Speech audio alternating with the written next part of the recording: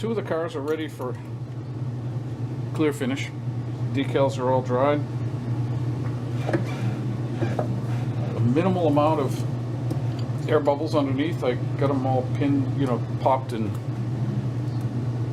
etc. Now, for clear finish, I used to use flow quill flat finish. I really like that for model railroading. It gives a kind of an eggshell finish, which is pretty good for, I think, for most purposes in model railroading. It gives you a base for weathering, etc., etc. No more flow quill, so here I am with dull coat. I don't know what I'm going to do this time. I think I'll go just with dull coat. Sometimes what I do is I mix a little bit of gloss coat in there if I want a little bit more of that eggshell kind of semi-gloss kind of finish on my car. I think I'll go dull coat. I might do some weathering on these cars, and the dull coat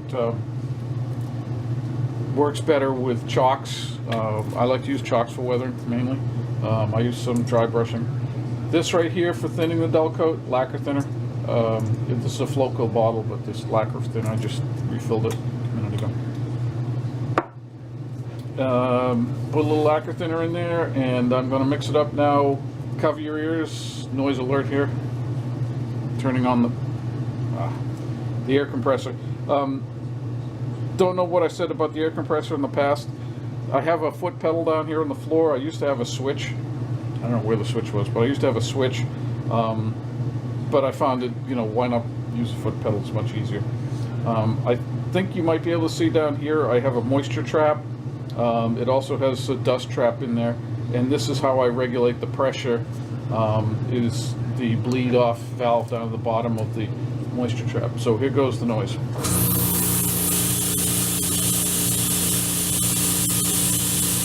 And to mix up the paint, all I'm doing is putting my finger over the tip, and it forces air back into the cup, and they bubble.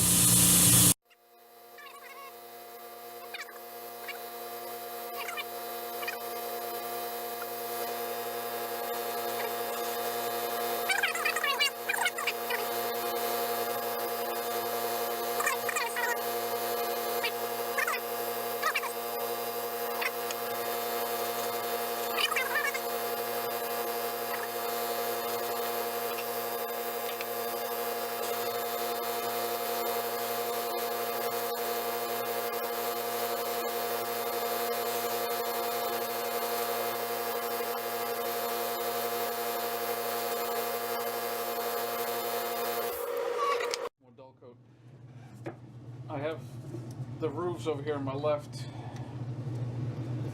and I'll do them just a second after I load this back up.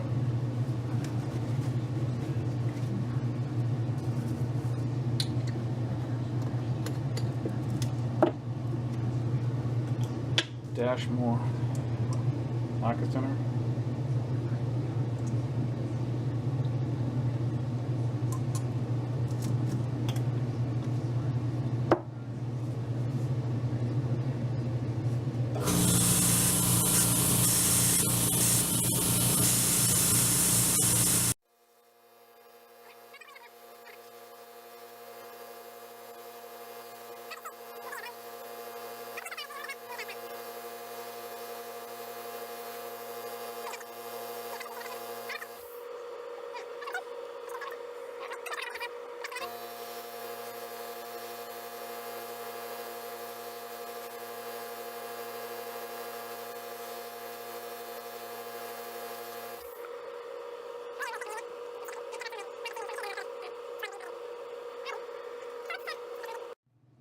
Take a look at these now to dry.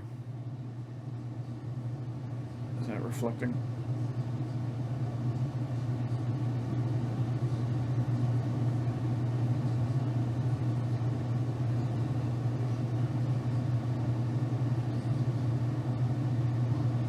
What do you think? Other than the fact it's upside down.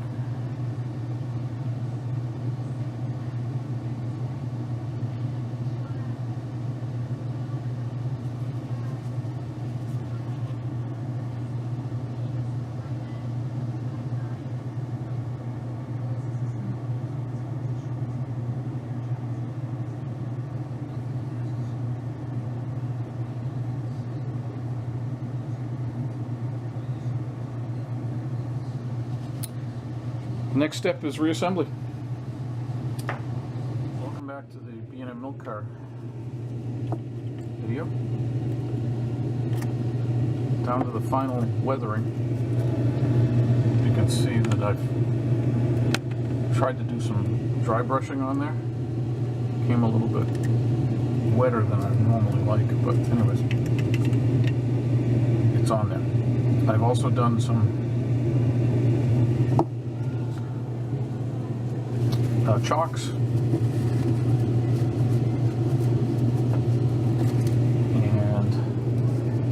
I put flat finish on it already.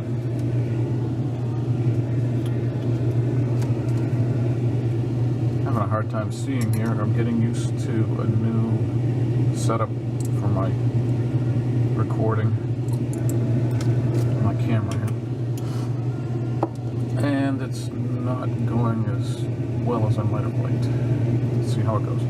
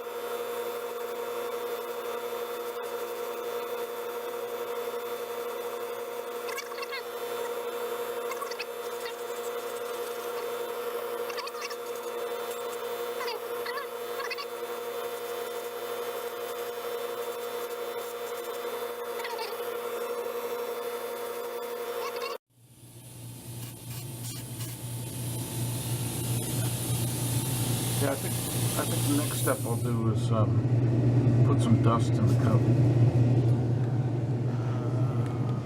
Where's the other car? Right there.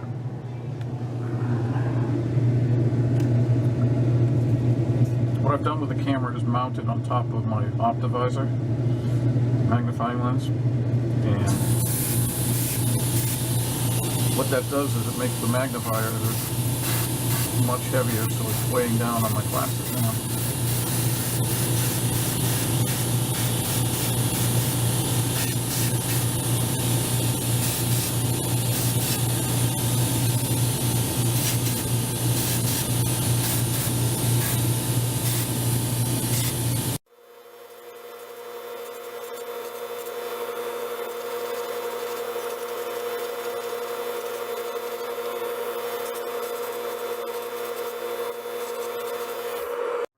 So thinned out now that I can barely see it going on, which is the way I want it, but it makes it harder to paint. There's the car. Again, I think I'll put some more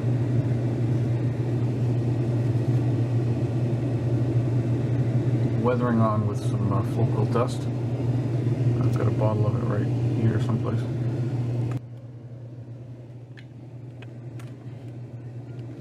Alright, let's try the dust. We've done the rust, now we'll do the dust. Hold your ears, here comes the noise.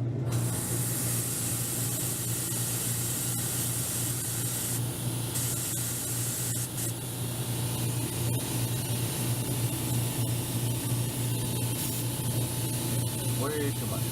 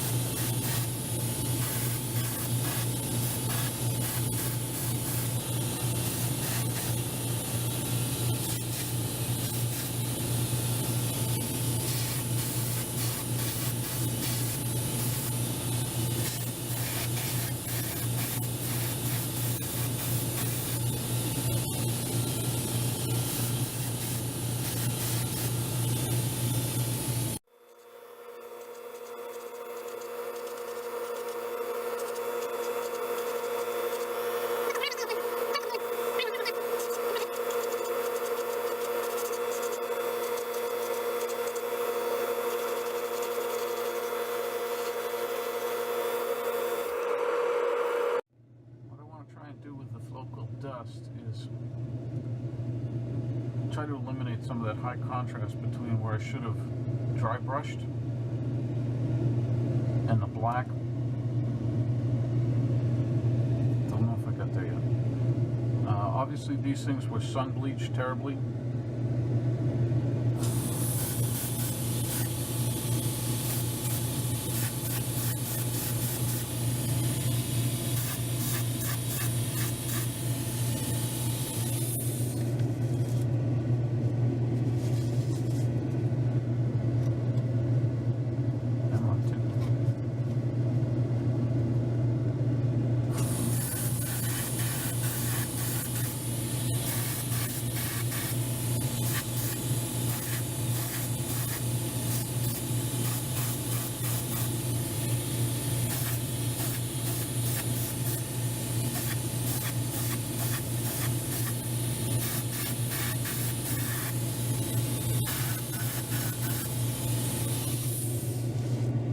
Get the idea. I'm trying to get some vertical lines on it, and I want to have it generally lighten up the black.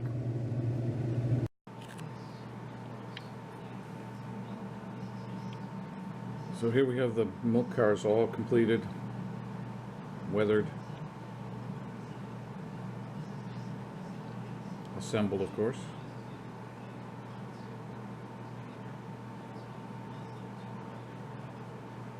This is the first one.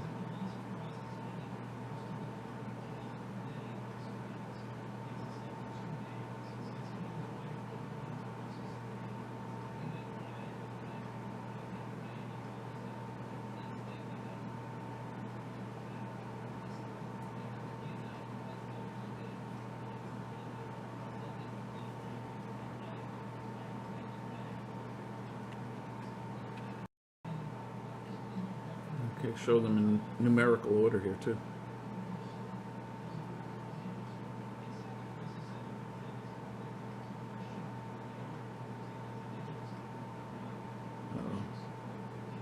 Don't slide off.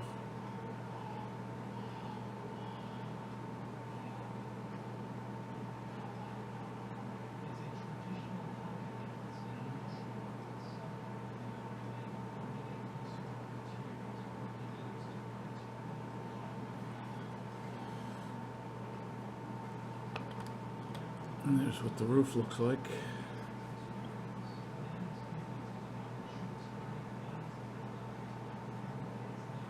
And the underbody.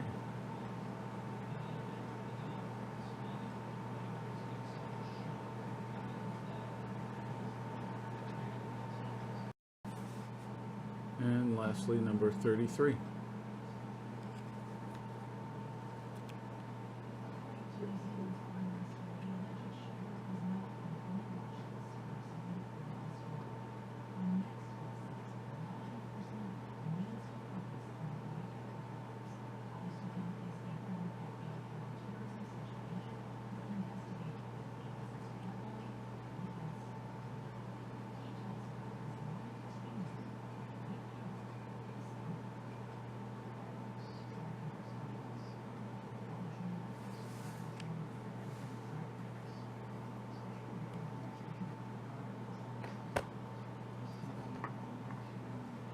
And all three of the models.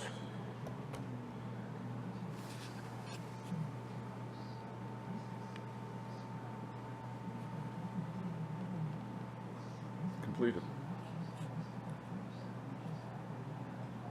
Thank you for watching this series. I hope you enjoyed it. Learned a few things. Come back, maybe I'll do some more. If I get some views on these and some comments, I'll maybe do some more HO scale modeling and decaling. Bye for now. That's a Cannonball Car Shops kit that I built. The frame is from a Tichy Train Group's car. And there's a B&M 4-door steel boxcar, milk car. And that one was kit bashed by a friend of mine from 2 TMI plug door boxcars. I added the door on the left side and the louvers on the left side.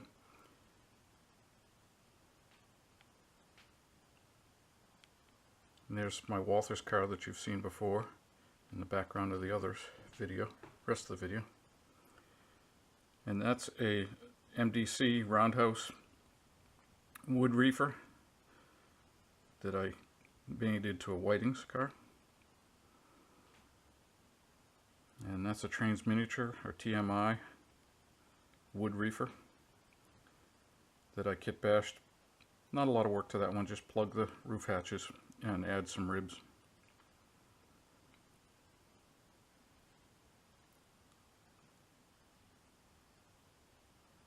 And that's a plastic kit. Oh, who makes that kit? Anyways, you probably know if you're looking at this video. And that's another one.